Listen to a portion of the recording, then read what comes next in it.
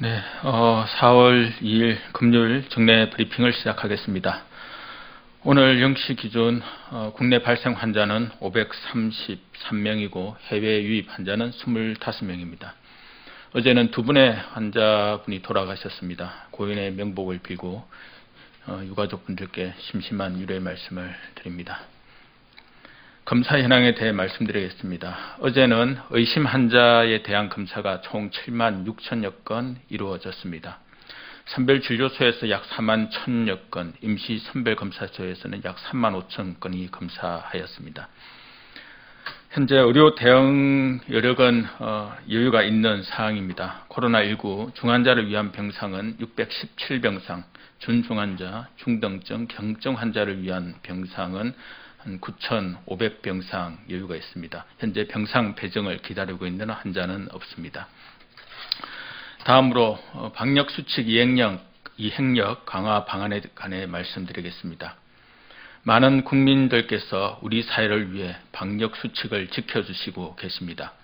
하지만 한편에서는 방역수칙을 위반하여 감염을 확산시킬 수 있는 위험한 행동을 하여 대다수의 국민들께 박탈감을 안기는 사례가 여전히 발생하고 있습니다.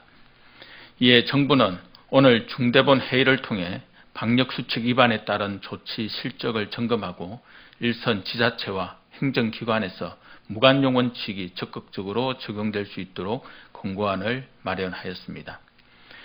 현재까지 방역수칙 이행력 강화를 위한 세부 과제와 조치 현황에 대해 먼저 말씀드리겠습니다. 우선 무관용 원칙에 대해 설명드리겠습니다. 지난 2월 25일부터 3월 21일 약 한 달간 방역수칙 위반 관련 처분 건수는 9,700여 건입니다. 이 중 75.2%인 7,300여 건은 경고 및 계도 처분이었고 24.8%인 2,400여 건은 과태료 부과, 집합금지 명령, 고발 등이 이루어졌습니다. 무관용 원칙의 적용은 다소 미흡한 부분이 있었습니다. 또한 방역수칙을 위반하는 경우 재난지원금, 생활지원비, 손실보상금을 지원하지 않도록 조치하였습니다. 이와 관련하여 지침과 고시 등을 개정하여 현재 시행하고 있습니다. 불법적인 행위로 감염을 확산시키거나 정부의 방역 조치를 위반하는 경우 손해배상을 청구하여 그 책임을 묻고 있습니다. 현재 7개 지자체와 건강보험공단에서 총 14건의 구상권 청구를 진행하고 있습니다. 지자체와 관계부처의 처분 및 조치 실적도 중대본 회의를 통해 관리하고 있습니다. 정부는 무관용 원칙이 좀 더 체계적으로 현장에서 적용될 수 있도록 권고안을 마련하여 각 지자체와 관계기관에 안내하였습니다. 권고안의 기본 원칙은 다음과 같습니다.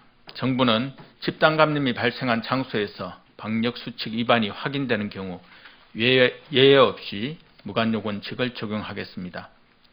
지자체가 방역 여건, 현장 상황 등을 고려하여 합리적인 처분이 이루어질 수 있도록 재량권을 존중하되 지자체별 조치가 크게 차이가 나지 않도록 하기 위한 기준을 제시하였습니다. 먼저 과태료 처분에 대한 세부 권고안입니다. 핵심 방역 수칙을 위반한 경우 또는 고의성이 높고 위반 정도가 상당한 경우 그리고 방역 수칙을 위반하여 감염 발생 우려가 상당한 경우는 모두 과태료 처분을 합니다. 이때 핵심 방역 수칙은 이용자와 시설 종사자의 마스크 착용 여부, 사업주의 경우 이용 인원과 영업시간 준수 여부 등이 이에 해당합니다. 집합금지 또는 영업정지 처분은 핵심 방역 수칙을 2가지 이상 위반하거나 핵심 방역 수칙을 위반하여 감염이 발생한 경우 또는 방역 수칙을 또다시 위반한 경우는 모두 집합금지 명령을 시행하여 감염 위험이 재발하지 않도록 해야 합니다. 정부는 감염병 예방법 시행규칙을 개정하여 방역 지침을 위반하는 경우 경고 없이 영업을 열흘간 정지하도록 하고 있으며 4월 16일까지 입법 예고를 거쳐 적용할 예정입니다. 집합금지나 영업정지 처분을 위반한 경우 고의성이 큰 점을 고려하여 고발 조치를 통해서 사법적 책임을 묻게 하는 것을 원칙으로 합니다. 정부는 자율과 책임에 의한 방역이 현장에서 실제로 작동할 수 있도록 지속적으로 노력하겠습니다. 다음 스포츠 선수단 및 대회의 방역관리 강화 방안에 대해 설명드리겠습니다. 지난 3월에는 핸드볼 선수단에서 집단 감염이 발생한 사례가 있었습니다. 스포츠 선수단은 훈련 중 마스크 착용이 어렵고 대부분 시설에서 오랜 기간 합숙 생활을 하게 되어 집단 감염에 취약한 특성이 있었습니다.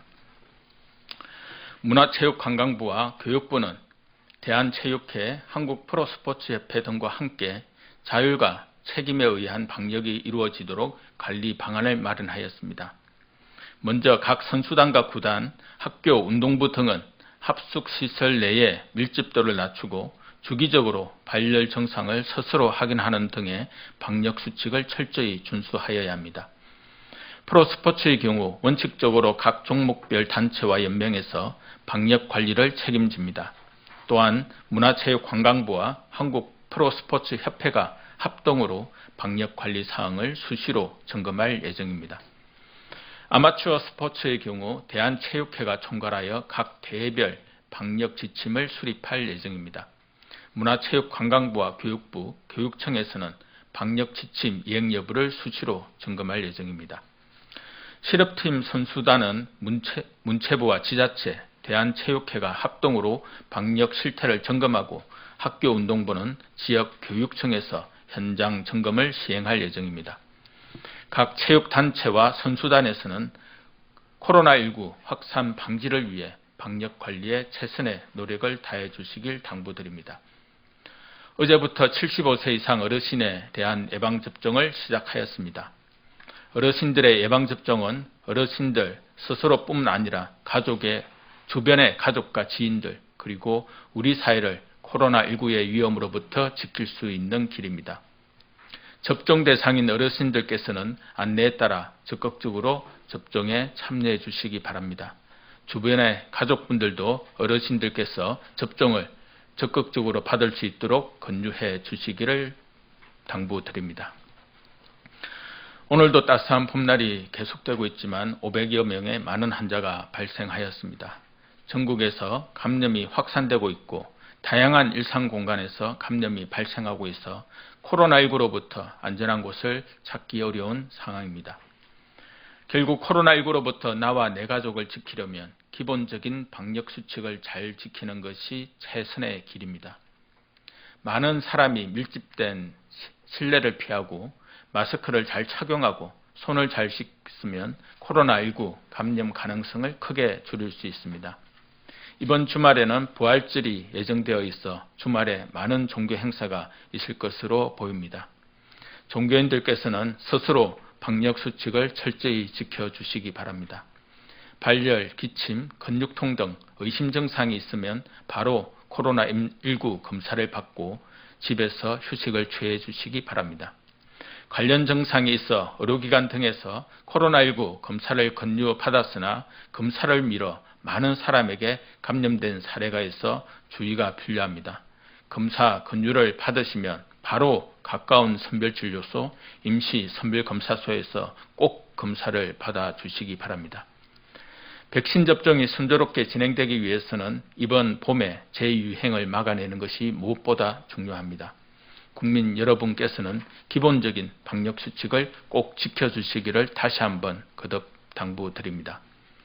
정부도 국민 여러분들께서 하루라도 빨리 소중한 일상을 되찾으실 수 있도록 최선의 노력을 다하겠습니다. 감사합니다.